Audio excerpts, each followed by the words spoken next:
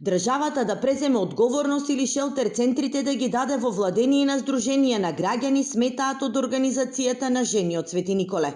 Само на овој начин ќе се обезбеди пристојно и сигурно засолниште на жртвата, која собрала храброст да му се спротистави на својот насилник.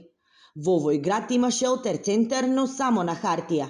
Поради лошата состојба во која се наоѓа, повеќе од една година таму не се згрижуваат жени и деца.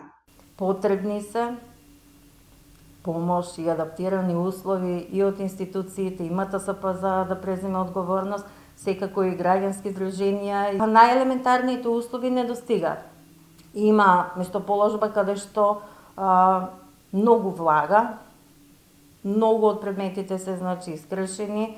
Во шелтер центарот жртвата добива 24 часа сместување, заштита, психосоцијална помош и поддршка за полесно да ги надмине состојбата и траумите.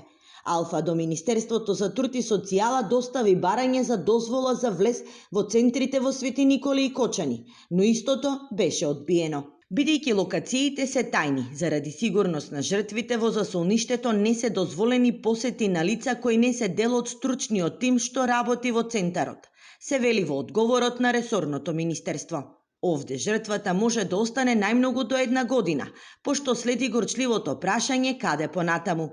Граѓанските активисти сметаат дека е потребна дополнителна помош од институциите, да жртвата стабилно застане на нозе.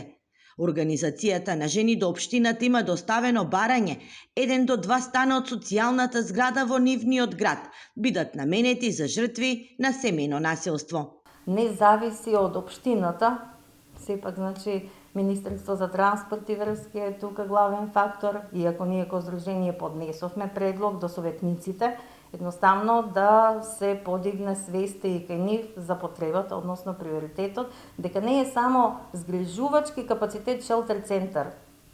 Треба и институциите да си преземат обврска согласно Истанбулската конвенција. На хартија постојат 11 шелтер центри, но дел од нив се нефункционални. Освен државни, има и граѓански кои овозможуваат ургентно сместување на жртвата. Таков е примерот и со шелтер центарот на струмичкото здружение Sky Plus, каде годишно над 30 на жени со своите деца наоѓаат за солниште.